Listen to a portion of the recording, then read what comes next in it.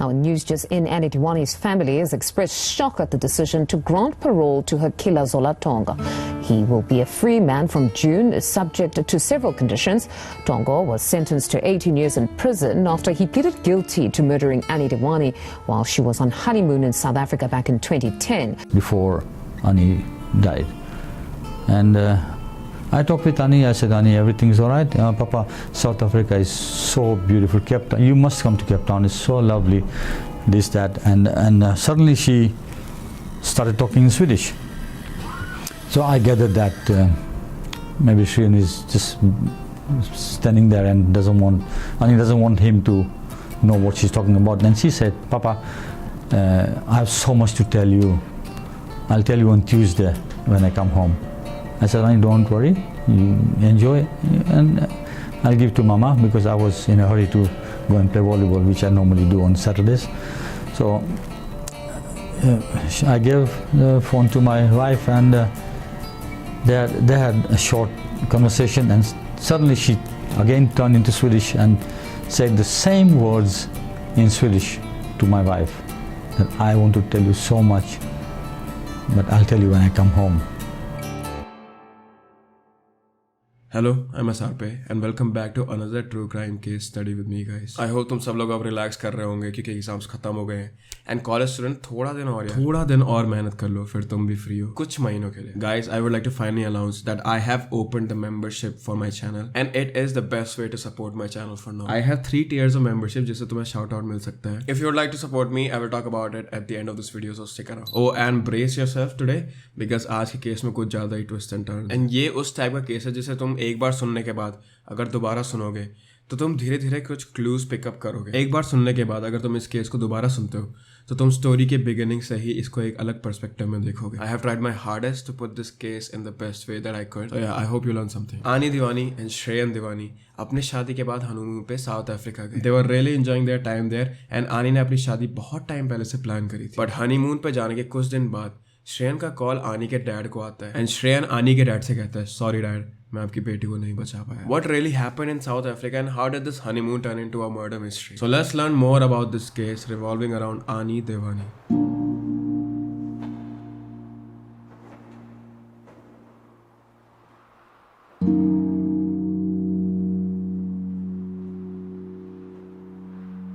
"28 years old Annie Hindocha was born on 12th March 1982 in Sweden. उसके 2 भाई बहन भी थे, आमी हिंदोचा एंड अनीश हिंदोचा. आनी के पेरेंट्स विनोद एंड नीलम हिंदोचा पहले युगांडा में रहते थे बट 1970s में उन्हें फोर्सफुली युगांडा छोड़कर जाना पड़ा जब वहां के प्रेसिडेंट इदी अमीन ने एक नोटिस दिया. He wanted all of the citizens of Uganda who were of South Asian descent to leave his country. Uganda से निकलने के बाद हिंदोचा फैमिली स्वीडन के एक टाउन मेरे स्टेट में रहने लगे जहां विनोद हिंदोचा ने अपना एक बिजनेस शुरू करा and he was very successful with it. Vinod and Neelam अपने बच्चों को बहुत स्पॉइल करते थे but they said that they could not help it. After everything they went through वो अपने बच्चों को सारी खुशियां देना चाहते थे. So they did spoil their kids पर उनके तीनों बच्चे बहुत ज्यादा अच्छे नेचर के थे. While describing Annie's sister said that she was the life of the family. Smart, energetic, talented, funny and very caring. Annie was the one जो पूरे परिवार को जोड़ के रखती थी. यूनिवर्सिटी में अपनी इनोवेशन इंजीनियरिंग की डिग्री लेने के बाद आनी ने स्टॉक होम मूव करने का सोचा जहां से उसे एक जॉब ऑफर आया था. She got a job offer for marketing in Ericsson. Ericsson और सोनी के फोन पहले कितने चलते थे ना इंडिया में, बाप रे. Oh, Nexus also. Yeah. When she was 27 years old in 2009, आनी लंदन एक बिजनेस ट्रिप पे गई जहां वो श्रेयन दीवानी से मिली. श्रेयन नाम से पता लग रहा है कि इंडियन डिसेंट का था एंड उसकी मॉम भी युगांडा से ही थी जिनको भी सेम रीजंस की वजह से युगांडा से यूके मूव करना पड़ा था. एंड श्रेयन की फैमिली इंग्लैंड के ब्रिस्टल सिटी में ही रहती थी. श्रेयन के डैड केन्या से यूके आए थे एंड उन्होंने यूके में आके बहुत सारे नर्सिंग होम शुरू करे थे. एंड श्रेयन के dad he was very wealthy and very successful. I feel like कि मैंने अभी 2 mid-20s के सक्सेसफुल लोगों के बारे में बात कर दी है ना, तो जितने भी लोग अभी mid-20s में ये ठीक है, जितने भी लोग mid-20s में अभी मेरी वीडियो देख रहे हैं ना उनको थोड़ा सा लाइफ शॉक हो रहा होगा. कोई बात नहीं, everything good comes to good people at the right time, so just hang. So जैसे कि मैंने बताया, श्रेयन के डैड की यूके में बहुत सारे नर्सिंग होम की चेंज थी एंड बड़ा होने पर श्रेयन ने अपने डैड का बिजनेस ज्वाइन कर लिया एंड अपने 20s में श्रेयन ने अपना पूरा ध्यान बस बिजनेस को बढ़ाने में और पुश करने में लगा दिया। And he became a millionaire before he was 30। जिस न्यूज से उसके डैड खुश तो थे, but there was a doubt in his mind. Obviously शेन के डैड अपने बेटे से बहुत ज्यादा प्यार करते थे, राइट? पर वो उसे काम में इतना ज्यादा फोकस देखते थे that he had never seen his son date like in 30 years of his life. But all this चिंता वाज अबाउट टू लीव, क्योंकि आनी बहुत जल्द श्रेयन से मिलने वाली थी। आनी की एक आंटी ने श्रेयन और आनी का सेटअप करवाया, and I don't know why it feels weird to say that thing. दोनों मिले, कुछ डेट्स पर गए, एंड इवेंचुअली सीरियस रिलेशनशिप में आ गए। बट एट फर्स्ट आनी डिड नॉट लाइक श्रेयन। आनी ने अपनी कजन को यह बताया था कि जब आनी श्रेयन से पहली डेट पे मिली थी तब उसे श्रेयन को ज्यादा पसंद नहीं आया। After their first date she wasn't really interested in him like that, but she gave him another chance because he was nice. It took her few dates to feel comfortable with him, you know, like थोड़ा सा connection बढ़ाने के लिए। I'm making like phone references just because Ani worked in Ericsson. कुछ लोगों का होता है ना कि पहली बार ही मिलने से एकदम instant connection हो जाता है। Yeah, that thing did not happen with both of them. But she liked Shreyan. आनी को श्रेयन का sense of humour and dedication, ये क्वालिटीज बहुत ज्यादा पसंद थी। कुछ टाइम बाद आनी जब स्वीडन वापस आई तो वो श्रेयन को भी अपने साथ लेकर आई, एंड उसने श्रेयन को अपने घर वालों से मिलाया। They were obviously aware of them dating, क्योंकि आनी की आंटी के थ्रू मिले थे। एंड इंडियन फैमिलीज में तो रिलेटिव्स का मुंह इंटरनेट से ज्यादा तेज चलता है। But meeting her parents for Shreyan and even for Aani, this was a very huge deal. And thankfully for Aani, उसके घर वालों को श्रेयन बहुत पसंद आया। I mean he was good looking, multiple businesses थे उसके पास, and he was very successful.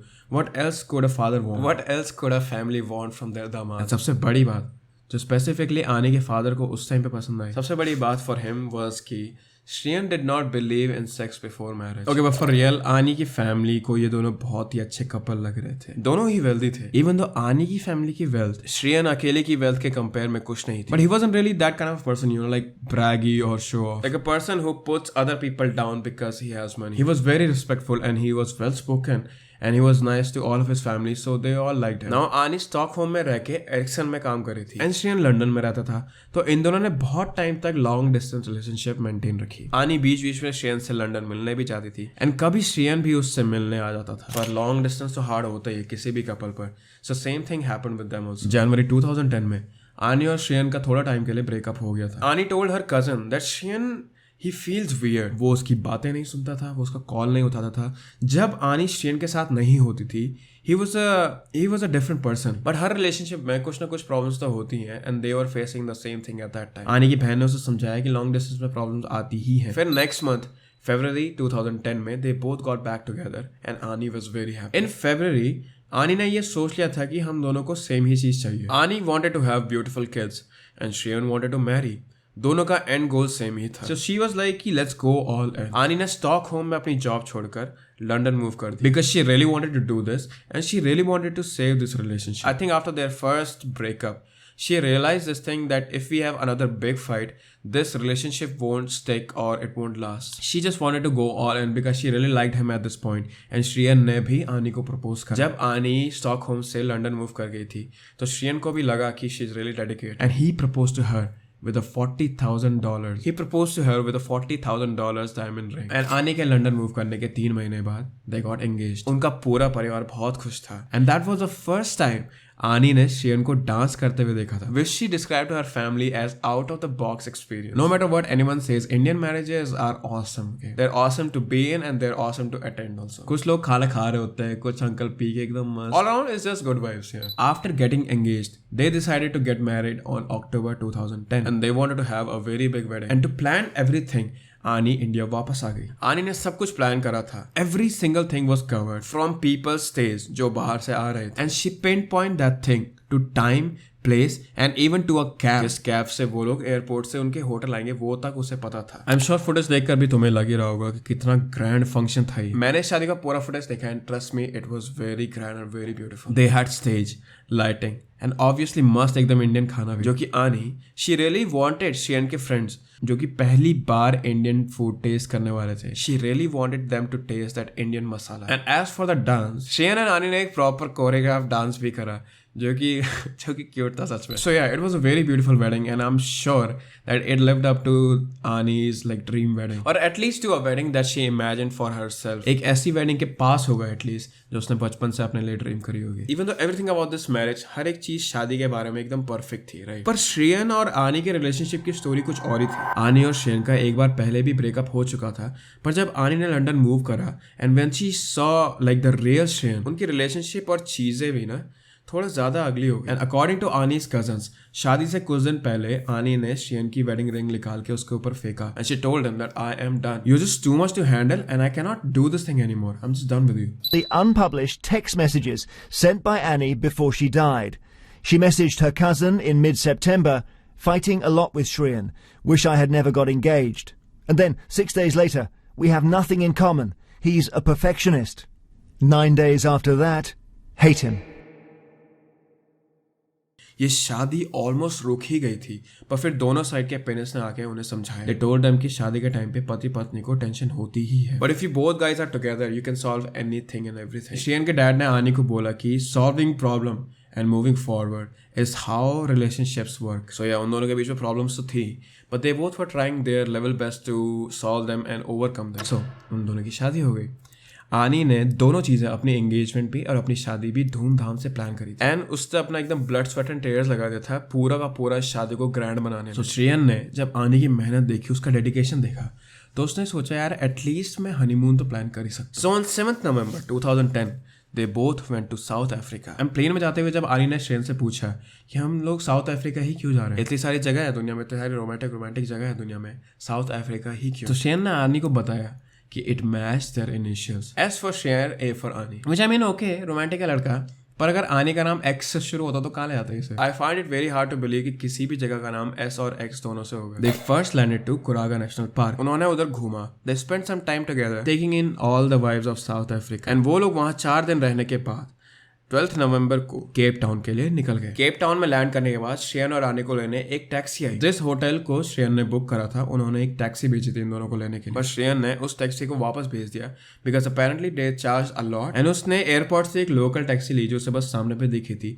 And they both left for the hotel. जब वो लोग एयरपोर्ट से होटल की तरफ जा रहे थे तो it was very beautiful, but Anni and Shrien thought that this was an authentic. You know what, I will give you the best example of this thing. Okay, for all the people who have travelled to Bangalore through plane. By air अगर तुमने कभी बैंगलोर में land करा है तो तुम लोगों ने देखा होगा ना कि बैंगलोर एयरपोर्ट से बाहर निकलते ही ना, इट्स सो ब्यूटीफुल. तुम्हारे दोनों साइड पे पेड़ हैं, रोड भी एकदम चौड़ी है, बिल्डिंग्स बहुत अच्छी है लेफ्ट साइड में, पर जैसे जैसे तुम सिटी के अंदर जाना शुरू करते हो ना, वो ना चमक धमक हट जाती है. Bangalore is still very beautiful, okay, don't get me wrong, I have said that, but it is not what airport shows you at the first. So जैसे मुझे एक नॉर्मल बंगलुरु देखना था, वैसे ही Anni and Shrien wanted to see the authentic South Africa. Anyways they reach Cape Grace hotel which is one of the best hotel in Cape Town. View भी इतना मस्त, रूम्स भी बहुत अच्छे से, and obviously it was very costly, पर honeymoon है तो इतना चलता ही है. And Shreyan book this hotel, so he knew how costly it was. Still does not make any sense कि उसने टैक्सी वाले को पैसे के लिए वापस क्यों भेजा.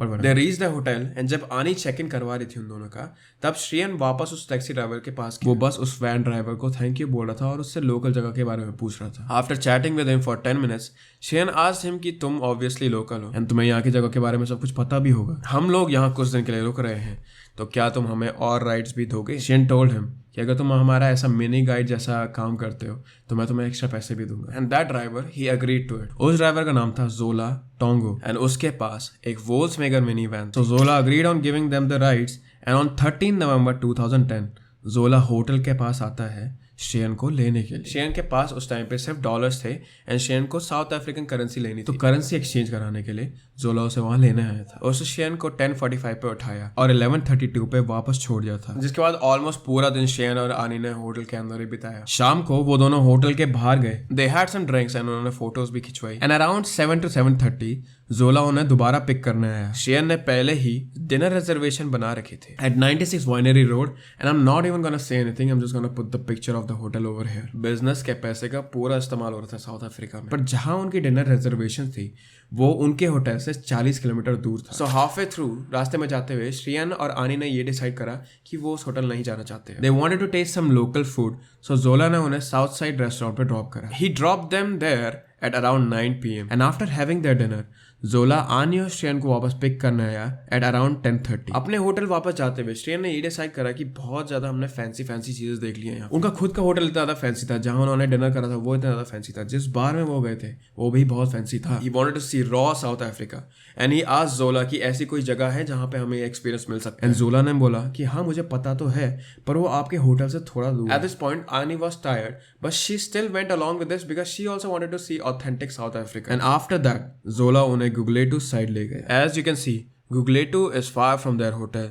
सो he was driving little bit fast. पर जोला ने आनी और श्रेयन को ये नहीं बताया था कि गुगलेटू एक सेफ प्लेस नहीं है। उधर बहुत सारे क्राइम्स होते हैं एंड जितने भी लोग उस एरिया में रहते हैं उनकी जान हमेशा खतरे में ही रहती है। उस एरिया में बहुत सारे मर्डर होते हैं एंड रात में तो क्या कोई दिन में भी वहां नहीं जाता। And Zola was taking them there at 11 at night। जब जोला हाईवे से गुगलेटो की तरफ जा रहा था, he stopped at a sign। तभी अचानक दो आदमी गन्स के साथ आए एंड जोला की वैन के मिरर पे ना ऐसे जोर जोर से हाथ से मारने लगे। सारे डोर्स पर लॉक तो लगा था पर बस जोला का लॉक खुला था। सो उसमें से एक रॉबर ने जोला को उसकी सीट से खींचा और ऐसे बाहर फेंक दिया। वो आनी और श्रेयन पे ऐसे गन दाके बैठा था एंड फिर उसने पीछे का दरवाजे का लॉक भी खोला। After that the second robber he got into the back seat. जो रॉबर पीछे था उसने अपनी गन आनी के सर पर रखी थी और वो रॉबर आनी और श्रेयन को बोल रहा था कि देखो हमें बस वैन और पैसे चाहिए। They said to Shreyan and आनी कि हम तुम्हें कुछ नुकसान नहीं पहुंचाएंगे, तुम बस हमें अपना पैसा और ज्वेलरी दे दो और हम ये वैन लेके यहाँ से चले जाएंगे। We will leave you both if you don't do anything funny। तो जो रॉबर आगे जोला की सीट पर बैठा था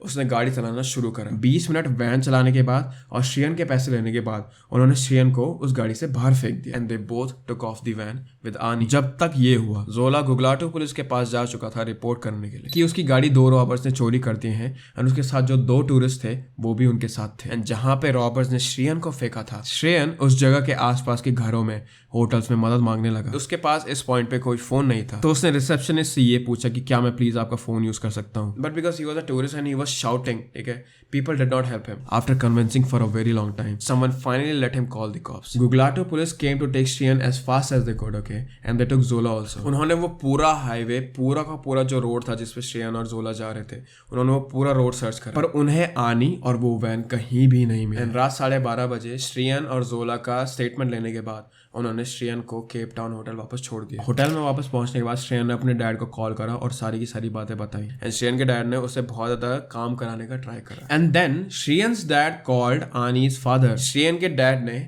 आनी के फादर विनोद हिंदोचा को कॉल करा और पूरी की पूरी सिचुएशन समझाई and they both were thinking of ways to figure this thing out. At first they thought कि क्या पता इन दोनों को रॉबर्स को रैंसम चाहिए हो। गुगलाटू एरिया के जितने भी रॉबर्स थे वो थोड़ा सा गरीबी से आए थे, सो दे बोथ थॉट कि हम बस उन्हें पैसे दे देंगे एंड वो हमारी बेटी हमें वापस कर देंगे। पर फिर श्रेयन ने आनी के डैड विनोद हिंदोचा को कॉल करा एंड श्रेयन आनी के डैड को सॉरी बोल रहा था। His dad was obviously freaked out but he was also thinking about Shreyan. पर फिर श्रेयन ने विनोद हिंदोचा को कुछ ऐसा बोला कि वो थोड़ा सहम से गई। He said to her dad कि सॉरी डैड, मैं आपकी बेटी का ख्याल नहीं रख पाया, मैं आपकी बेटी को बचा नहीं पाया। Even though police did not say anything about this case, police को तो वैन और आनी दोनों से रिलेटेड कुछ भी नहीं मिला था at this point. So it was very well possible that Ani was alive and सबको यही चाहिए था। But Shreyan was 100% sure that at this point Ani was dead. What was the reason behind that? Why did Shreyan say that thing to Vinod Hindocha?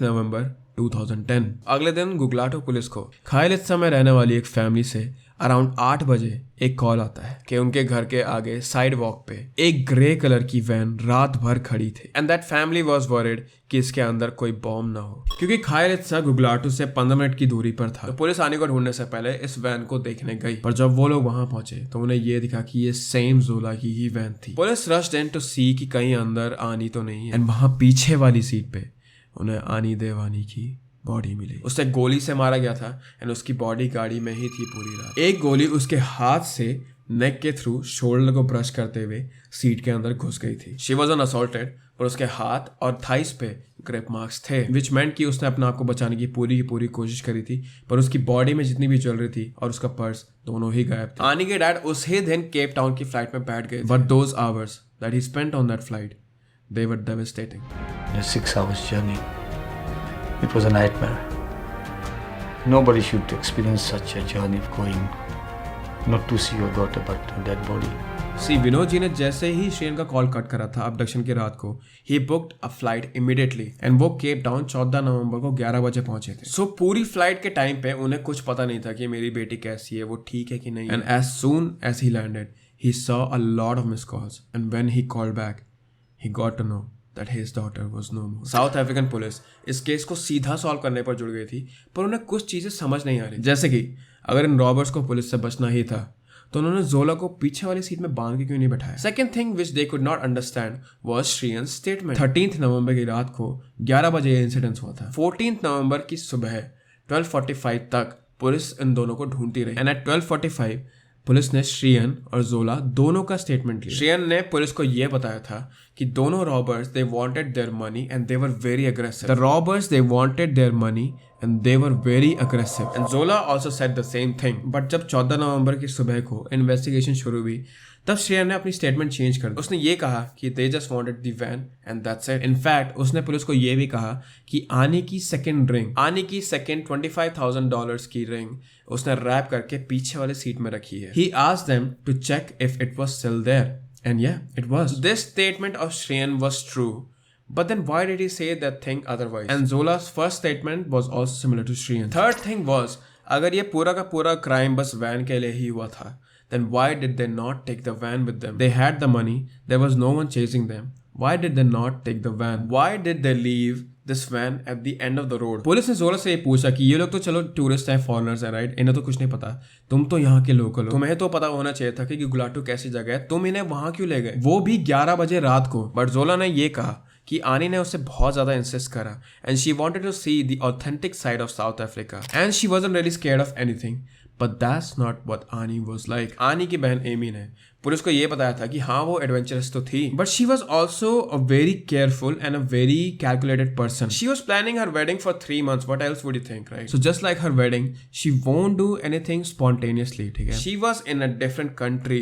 She won't go to any place spontaneously. Also आनी and आनी की जो बहन थी वो दोनों इस पूरे टाइम पे एक दूसरे को टेक्स्ट कर रहे हैं. So अगर आनी को शाम से या फिर 1-2 घंटे पहले भी ये चीज़ पता होती कि वो लोग गुगलाटू जाएंगे तो आनी ने पक्का अपनी बहन को इस चीज़ के बारे में टेक्स्ट करना ही था. Annie knows the danger of going anywhere in the middle of the night. She would not have wanted to go there. And last thing which Guglato police could not figure out was कि सबसे पहले उन्होंने जोला को जाने दिया, फिर 20 minute drive करने के बाद उन्होंने श्रेयन को जाने दिया, फिर वहां से 15 मिनट ड्राइव करने के बाद उन्होंने आनी को मार दिया. लेट्स जस्ट से कि उन्होंने आनी को इसलिए मारा क्योंकि आनी ने उन दोनों का फेस देख लिया था. बट फिर उन्होंने श्रेयन को क्यों नहीं मारा? उन्होंने जोला को क्यों नहीं पकड़े रखा? जोला ने भी तो उनका फेस देख लिया था. Things they were just not adding up. जब आनी की डेथ हुई थी तो कुछ न्यूज साइट्स ने इस केस को कवर करा था, but this case really blew up because of media and because 2 different countries were involved. Also Africa, they just held World Cup, so they did not want any bad press for the country. And even though people of Guglato,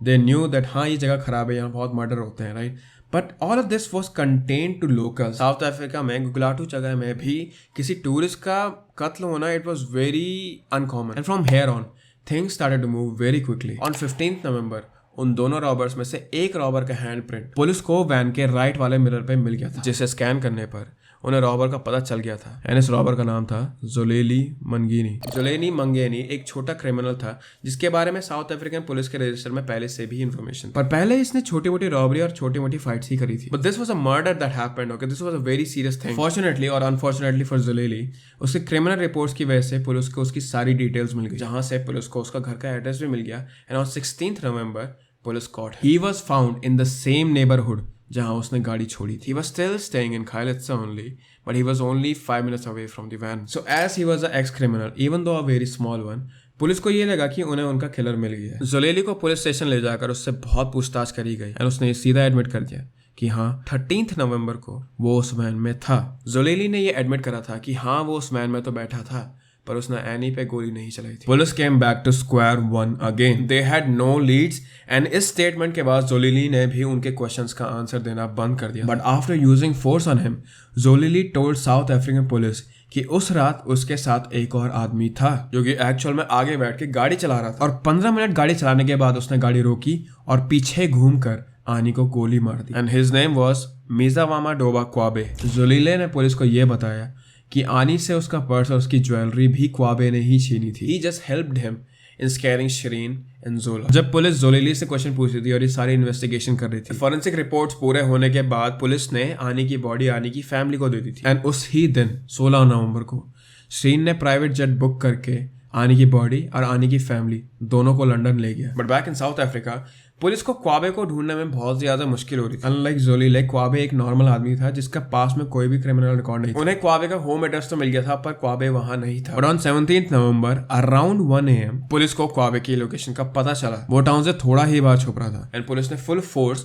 और officers के साथ वहां जाकर उसे arrest कर लिया। अब police ने इस केस में इन्वॉल्व दोनों रॉबर्स को पकड़ लिया था एंड उन्होंने बिना टाइम वेस्ट करे उन दोनों से पूछताछ शुरू कर दी थी। जब क्वाबे को पुलिस स्टेशन लाया गया था तो वो बहुत ही ज्यादा डरा हुआ था। इट सीम लाइक कि अगर वो कुछ बोलेगा तो उसके साथ कुछ बहुत ही ज्यादा बुरा हो जाएगा। He was afraid of something other than police. पर पुलिस ने उससे कामली क्वेश्चन पूछे एंड फिर क्वाबे ने अपने क्राइम को एक्सेप्ट कर लिया। ही सेड दैट ऑन 13 नवंबर उसने जोला की वैन हाईजैक करी थी एंड उसने पूरे टाइम वो वैन ड्राइव भी करी थी। But he denied Xolile statement. उसने ये कहा कि मैंने पीछे घूमकर गोली नहीं चलाई, it was Xolile who shot her. And gun की आवाज सुनकर मैंने गाड़ी रोकी और मैं पीछे मुड़ा एंड फिर आनी की बॉडी देखकर उसने ज्वेलरी और पर्स लिया और वहां से भाग गए। Both of them they gave there statements and दोनों की स्टेटमेंट एक दूसरे से कॉन्ट्राडिक्ट हो रही थी। Police they did not know whom they could actually believe. They could not even blame one of them क्योंकि बिना एविडेंस के ये चीज करना बहुत ही ज्यादा मुश्किल था। Also this whole case is moving forward only on testimonies which you will see come in play later. तो पुलिस कुछ नहीं कर सकती थी क्योंकि दोनों की सिर्फ टेस्टिमनी थी। और फिर क्वाबे ने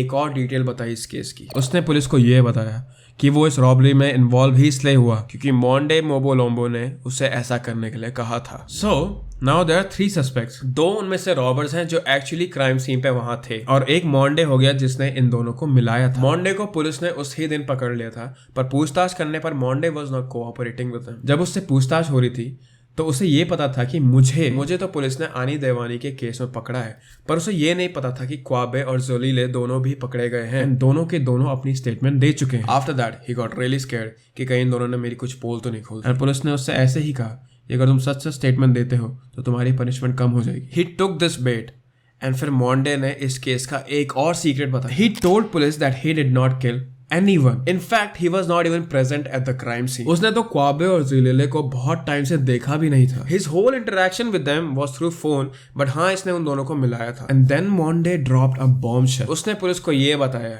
कि ये सब कुछ जितनी भी चीजें उसने करी ये सब कुछ उसने बस जोला टोंगो के कहने पे करी. जोला टोंगो जिसकी वोल्क्सवैगन मिनी वैन थी उसने मॉन्डे को कॉल करा था एंड जोला को किसी को मारने के लिए उस दिन क्रिमिनल्स चाहिए थे. That was a very big shock to police because Zola एक ऐसा अकेला आदमी था जिसने शिरेन और आनी दोनों से ही बात करी थी. जोला एक ऐसा अकेला आदमी था जो शिरेन और आनी को तब से जानता था जब से उन्होंने साउथ अफ्रीका में कदम रखा था. He was the only one who was taking them everywhere and he was the only one who was talking to them physically. South African police high alert पर जोला को ढूंढने लग गए. One more small detail over है. जब south African police को जोला का इस केस में इन्वॉल्वमेंट का पता चला तो उन्होंने श्रीन के डैड को कॉल करके इस सारी चीज के बारे में बता दिया था. They did wanted to call Ani's dad first पर उनका कॉल डिसमिस हो रहा था. Probably because he was in a different country and वो अपनी मरी हुई बेटी का शोक मना रहे होंगे. But something happened and his phone did not reach. Okay, back to the case. Police search for Zola everywhere but he was nowhere to be found. तो पुलिस को ये लगा कि कहीं ये भी जोलीले की तरह क्राइम सीन के पास पे तो नहीं छुप के बैठा है because that will be the last place that police will search. They search that whole area and every path between the Cape Grace hotel but he was not found. So police they started to search outside of the town and वो बाकी task forces से भी मदद मांगने लग गए जोला को ढूंढने के लिए. बट ऑन 20th November 2010 जोला खुद ही पुलिस स्टेशन आ गया था अपने लॉयर के साथ एंड वो अपने आप को इनोसेंट प्लीड करा रहा था. But then police told him कि बाकी तीनों ने अपनी टेस्टिमनी दे दी. He was very shocked and police gave him the same option. उन्होंने जोला के लॉयर को ये कहा कि अगर ये इस केस का गवाह बन जाता है तो हम इसकी पनिशमेंट बहुत कम कर देंगे. And Zola was finally ready to tell the truth about this whole story. इस केस में 13 नवंबर से ही बहुत सारे ट्विस्ट एंड टर्न्स आ रहे बट जो नेक्स्ट नाम जोला ने पुलिस को बताया वो नाम सुन के पुलिस अपनी चेयर पे फ्रीज हो गई थी. They could not believe what they have heard from Zola. He told them that this whole thing was orchestrated by Ani's own husband, Shirin Diwani.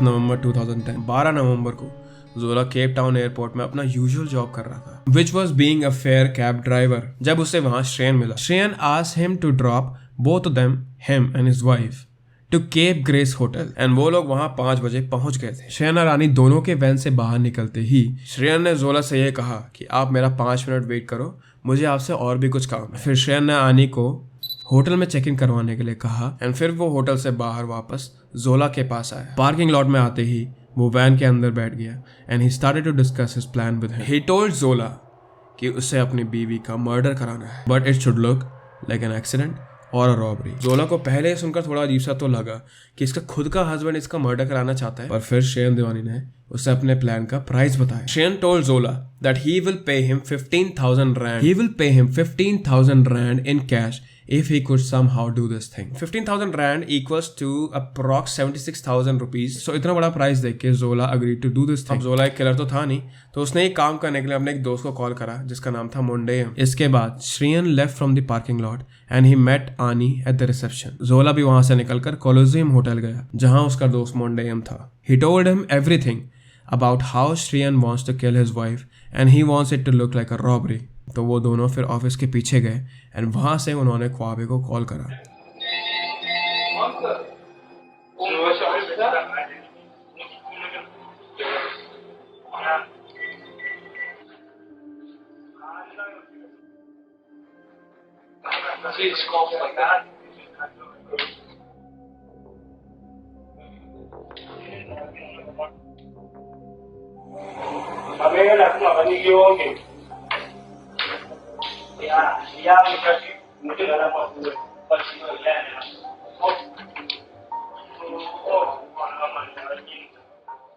ख्वाबे ने प्लान और पैसे सुनकर हाँ तो बोल दिया था, but he also took his partner with him, Xolile. On 13 November Shrien called Zola and asked if he can pay him in dollars, to which Zola denied. तो फिर श्रेयन ने उससे पूछा कि क्या वो पैसे उसे वायर कर सकता है, एंड जोला ने इस चीज के लिए भी उसे मना कर दिया था। जोला ये नहीं चाहता था कि कोई भी पेमेंट उस तक वापस ट्रेस करी जाए, तो उसने प्रपोज करा कि वो श्रेयन के साथ करेंसी एक्सचेंज करने चल लेगा। तो सुबह 11:50 पर वो दोनों वहां से निकल गए। मनी एक्सचेंज करने के बीच में श्रेयन ने जोला को अपना पूरा प्लान बताया। वो दोनों पूरे ड्राइव में अपना प्लान डिस्कस कर रहे थे, which makes me sick to my stomach because in these footages of these CCTV cameras, okay, he looks so calm and relaxed. जब रात में जोला श्रेयन और आनी को डिनर के लिए लेने आया तो उसने श्रेयन को वैन से भी टेक्स्ट करा था कि कहीं हमारी पेमेंट लेट तो नहीं होगी। टू विच श्रेयन रिप्लाइड कि उसने पूरे पैसे आगे के ट्रंक में रैप करके रखे हैं, एंड उसके बाद जोला उन दोनों को गुगलेटू ले गया। जोलीले एंड ख्वाबे दोनों हाईवे पर जोला का वेट कर रहे थे, एंड जैसा उन्होंने प्लान करा था उन्होंने वो कार हाईजैक करी,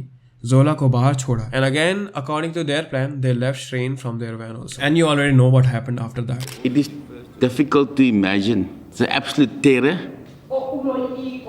and horror that she must have endured when she stared down the barrel of the gun. Although from a relatively poor background, did not commit this offense due to poverty or his dire socio-economic circumstances. This crime was perpetrated out of pure greed. Shreyan ने Zola को ये promise करा था कि after everything was settled and done, वो जोला को 5,000 Rand और देगा, जिसको लेने जोला श्रेयन से मिलने वापस गया था on 16 November 2010 in Cape Grace hotel. इन फुटेज में तुम ये भी देख सकते हो कि श्रेयन बार बार चेक कर रहा था कि कहीं सीसीटीवी कैमरास ऑन तो नहीं। श्रेयन अपने साथ एक लिफाफा लेकर आया था, एंड फिर फुटेज में ये दिखता है कि वापस जाते हुए उसके हाथ में वो लिफाफा नहीं था, पर जब जोला टोंगो वहां से बाहर आया then he had the same envelope in his hand. Everything that Zola Tongo was telling the police was correct, and it was checked through the CCTV camera footages. They even checked the bank withdrawals, phone records and CCTV footage. हर एक चीज जोला tango के description से and timing से match हो रही थी। जोला ने पुलिस को यह बताया कि स्ट्रैंड जाने का प्लान भी श्रेयन का ही था, even though it was very far away, almost 40 kilometre from their own hotel. Shreyan ने ये लोकेशन स्पेसिफिकली इसलिए चूज करी थी ताकि वापस आते आते आनी थक जाए, वो थक जाए, उसमें ज्यादा ताकत ना हो और वो खुद को प्रोटेक्ट ना कर पाए। सेकंड रीजन वाज कि गुगलेटू स्ट्रैंड से वापस आने वाले रास्ते में ही बीच में पड़ता था, and this just made his whole plan more easier. On 7 December 2010 police ने जोला को प्ली डील में डाल दिया, जिससे अगर जोला श्रेयन के अगेंस्ट टेस्टिमनी देगा तो उसे बस 18 साल की जेल होगी। Which for this big of a case जिसे पूरी दुनिया देख रही थी, for this big of a case for enabling a murder, this like 18 years of jail is very less. And with that plea deal done, South African police could finally get an arrest warrant against Shrien. पर इस case में एक बहुत बड़ी problem थी कि श्रीन London जा चुका था। श्रीन विनोद हिंदोचा के साथ लंदन गया तो था, पर उसे आनी के फ्यूनरल में कोई भी इंटरेस्ट नहीं था। After reaching London he felt like a different man. In fact, आनी के फ्यूनरल के एक दिन पहले श्रेयन ने अपने घर में एक पार्टी भी रखी थी। Which I mean, come on, your wife just died and you're celebrating over here. अगर तुम्हें इंडियन क्रिया के बारे में पता हो, राइट, इंडियन क्रियाक्रम के बारे में पता हो, या फिर अगर तुम कभी इंडियन क्रियाक्रम में गए हो तो तुमने ये देखा होगा कि मरने से पहले आखिरी बार मरे हुए आदमी का शक्ल दिखाया जाता है उसके पूरे परिवार को। तो बॉडी को लेटा कर रखा जाता है उस टाइम के लिए। जब आनी की बॉडी को वहां पे रखा गया था तो श्रेयन आनी के लिए चूड़ियां लाया था जो आनी ने खुद शादी से पहले उससे मंगवाई थी। वो ये चूड़ियां और वो आनी का सारा सामान आनी के साथ भेजना चाहता था because he did not want to keep any memory of her. तो वो उस बॉडी पे फोर्सफुली उसके हाथ में चूड़ियां डाल रहा था। पर क्योंकि अब आनी की बॉडी को बहुत दिन हो गए थे तो उसकी बॉडी बहुत ज्यादा स्टिफ थी। उसकी बॉडी ठंडी और बहुत ज्यादा स्टिफ थी तो चूड़ियां उसके हाथ में घुस नहीं रही थी। वो फोर्सफुली ये चूड़ियां उसके हाथ में डालता रहा। पर फिर आनी के एक फैमिली मेंबर ने उससे कहा कि प्लीज ऐसा मत करो, उससे दर्द हो रहा है। एंड जब उसने ये सुना तो उसने आनी का हाथ और ये चूड़ियां दोनों ऐसे ही छोड़ दी। एंड आनी का हाथ भारी होने की वजह से एकदम से ऐसे गिरा, विच इज सो डिसरिस्पेक्टफुल। आनी की पूरी फैमिली वहां थी, सब लोग उसे देख रहे थे। If he didn't care, he could have at least pretended that he cared about his dead partner. पर श्रेयन को किसी भी चीज से फर्क नहीं पड़ता था। Shreyan wanted to put bangles on Ani and he took her bangles and was forcing it to the hand. Those bangs, her hand was stiff so it wouldn't go in and he was really forcing it. My cousin said, please stop, you're hurting her. And then he just dropped her hand like that. It was so rough.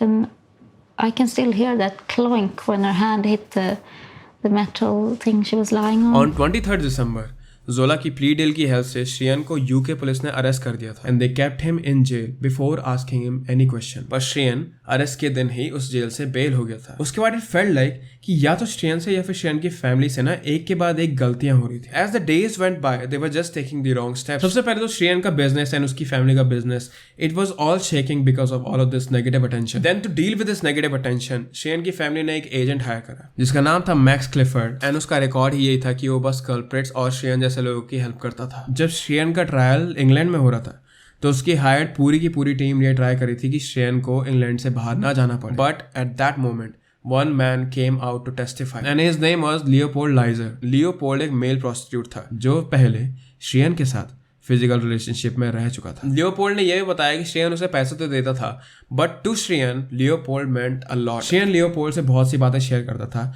And एक time पे उसने उसे यह भी बताया था कि उसे घर से बहुत ज्यादा फोर्स करा जा रहा है। उसके घर से उसे बहुत ज्यादा प्रेशर मिल रहा है शादी करने का but he did not want to marry any girl and this statement turned the narrative of this case completely because now for the first time the evidences were solid. Now finally police और judge दोनों के पास श्रेयन का एक motive था, a man who did not want to marry a lady because he did not like females to begin with. पर उसे ये सब कुछ करना पड़ रहा था उसके घर वालों के प्रेशर में आकर। इसीलिए श्रेयन ने कभी भी आनी को शादी से पहले टच नहीं करा because he was not interested in her. He wasn't really interested in her to begin with. अब जब पुलिस को ये सारी चीजें पता चली तो उन्होंने और इन्वेस्टिगेट करा and then they found out कि श्रेयन का एक अकाउंट gaydar.net पे भी है। gaydar.net एक ऐसी वेबसाइट थी जहां पे तुम बाकी गे लोगों से मिल सकते एंड वो ये वेबसाइट अपने हनीमून के टाइम पे भी यूज कर रहा था। उसने आनी के मरने के 2 दिन बाद भी ये वेबसाइट यूज करी एंड दोनों दिन वो उस पे 1-1 घंटा तक बात करता रहा। एंड लियोपोल्ड जैसे मेल प्रोस्टिट्यूट से वो लंदन जाते ही मिला था when Ani's family was living in his house. After knowing everything, South African police they wanted to arrest him then and there. पर श्रेयन अभी भी इंग्लैंड में ही था एंड वो खुद उसे वहां से अरेस्ट नहीं कर सकते थे until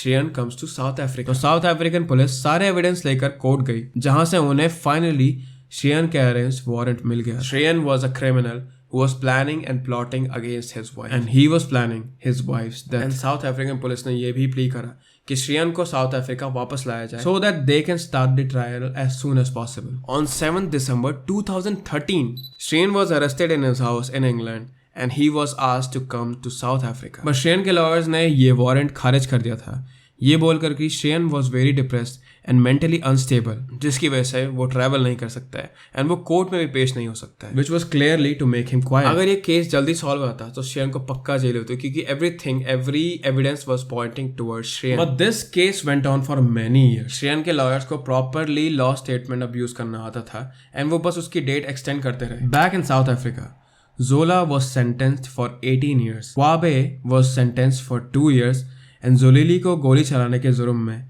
लाइफ इम्प्रिजनमेंट हो गई. In March of 2014, south African police ने हर एक वो डिटेल कोर्ट के सामने रख दी जो उन्हें टेस्टिमनी से मिली, जिसकी वजह से इस बार इंग्लैंड की कोर्ट को अरेस्ट वारंट पास करने के अलावा और कोई चारा नहीं. And Shrien he was forced to come on South African soil once again. On 6th of October 2014 आनी की पूरी फैमिली साउथ अफ्रीकन कोर्ट में आई थी because it was the day of Shriyan's trial. Everyone, and I mean every single person in South Africa was watching this case. Everyone knew about कि श्रेयन ने आनी के साथ क्या करा है. आनी की फैमिली को भी पता था कि श्रेयन ने आनी के साथ क्या करा था. वो बस इस उम्मीद में वहां आए थे कि श्रेयन अपना गुनाह अपने मुंह से कबूल कर ले. They didn't really care about the settlement. They didn't really care about his punishment. They just wanted him to accept it. But at the last moment, right, Shriyan turned into this. He turned into a final boss. जैसे final boss के दो phases, दो health bar और दो faces नहीं होते हैं. He became the final boss. वो पता नहीं कैसे अपने multiple moves लेके आया था उस दिन. Everyone in that room, including the judge, they all knew what he had done. But court, it does not run on thoughts. It runs on facts. It runs on facts and it runs on evidences. जो कि बस दो ऐसी चीजें थी जो इस case में मिसिंग थी.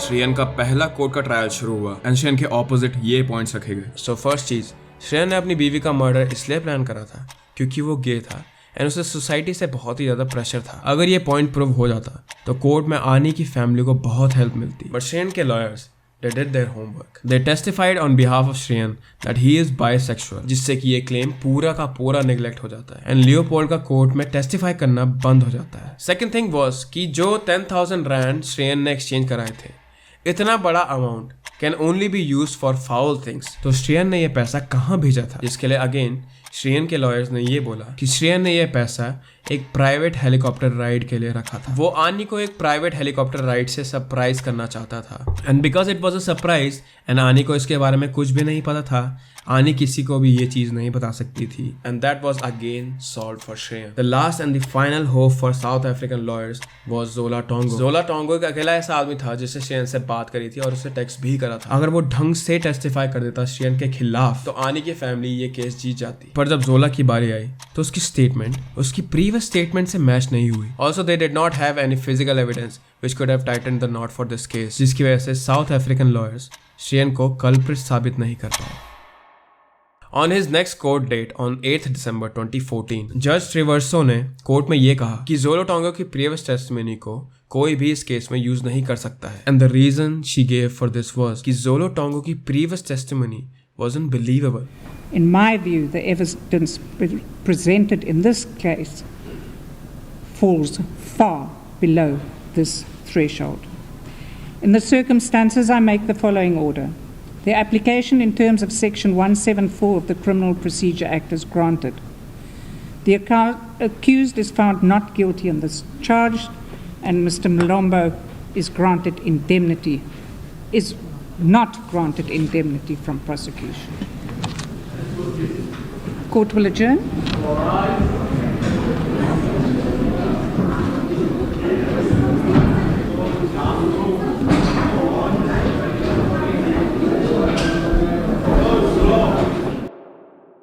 Even though everything he said matched the CCTV footage, everything else, even the call logs matched, but she denied it so easily. आनी दीवानी की फैमिली ने जज पे भी इल्जाम लगाया था कि उन्होंने घूस लेकर ये फैसला करा है. पर अगेन कोई भी एविडेंस नहीं होने की वजह से ये भी प्रूव नहीं हो पाया. एंड श्रेयन दीवानी इस पूरे ट्रायल में बिना एक वर्ड बोले फ्री हो गया था. I just feel that today was not fair on us because we waited so long. And we just want answers of what happened, and I just feel that it's just not fair. This whole thing is just not fair. I lost my sister, and all I want to know is what happened to her, and I will never ever find out the truth. And I don't know how to deal with it. And that makes me sad. I don't know how to support my parents because they're really, really sad as well.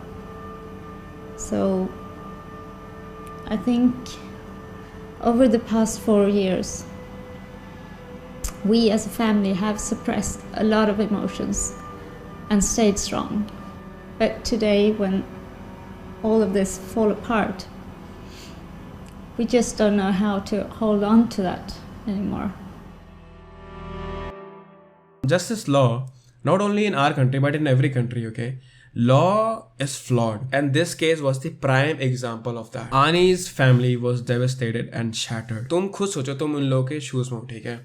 तुम्हें कैसा लगेगा कि तुम्हारी बेटी का murder है, तुम्हारी बेटी का मर्डर जिसने सब कुछ प्लान करा था, वो तुम्हारे एकदम सामने बैठा है, पर तुम कुछ नहीं कर सकते. तुम तो उस आदमी के 10 फीट के आसपास भी नहीं घूम सकते. And that's how this case has been since then. Unsolved, even though everyone knows who was the mastermind. आनी की पूरी फैमिली अभी भी वेज ढूंढ रही है इस केस को सॉल्व करने के, but I'm pretty sure it's not gonna solve anymore. पर सच बात तो ये है कि श्रेयन के पैसे के टावर के आगे के सामने I don't think it will be any use. In this case, I can't even hope कि their family finds peace because they are actively trying to solve this case. So I don't think that's gonna happen soon. I'm also very grateful for the many messages of sympathy from all over the world, from British people, from South Africans, and this case is not about Shreyan and the 3 accused. It's about my beautiful daughter Annie, not forgetting her, and I'm sure she'll be very, very happy today to hear what we got for the decision. As a father, I demand justice against whoever involved in this, and I wish I get that justice. I wish Shreyan a very speedy recovery from his illness so that he can now go to Cape Town and help the police and clear his name, as you said. Well, I hope in any ways you learned something while spending your time with me. Guys, real quick, I want to tell you about my channel member tiers. Membership best तरीका है मुझे support करने का. तुमने बाहर के YouTubers को देखा होगा कि they use Patreon. I cannot use Patreon here, but through membership you can really help me in making these videos. All of the money that comes from membership will help me buy and upgrade my equipment. I'm sure you guys have noticed that I need a new camera, so all of the money will go towards that only. Also, these videos they take a lot of time, like 3-4 days sometimes. मेरी last वाली video में तो मुझे 1 हफ्ता लग गया. 90% of the true crime videos are not monetized. So this will be the best way for you to help me. And you can just watch my videos without any ads. So जितने भी लोग सोते हुए मेरी videos देखते हैं, तुम्हारे लिए तो ये बेस्ट चीज है. So let me tell you कि तुम्हें क्या मिलेगा मेरी मेंबरशिप ज्वाइन करने पे. First tier will allow you to get priority replies and channel badges. In second and third tier, you will get to choose and vote on what true crime videos I do next. Second tier में हर month के end में मैं तुम्हारा नाम अपनी video में भी डालूंगा. And third and the final tier जो कि थोड़ा expensive है, I know this thing, but third and final tier पे I will verbally give you a shout out. And for all the members, I am planning for bonus content also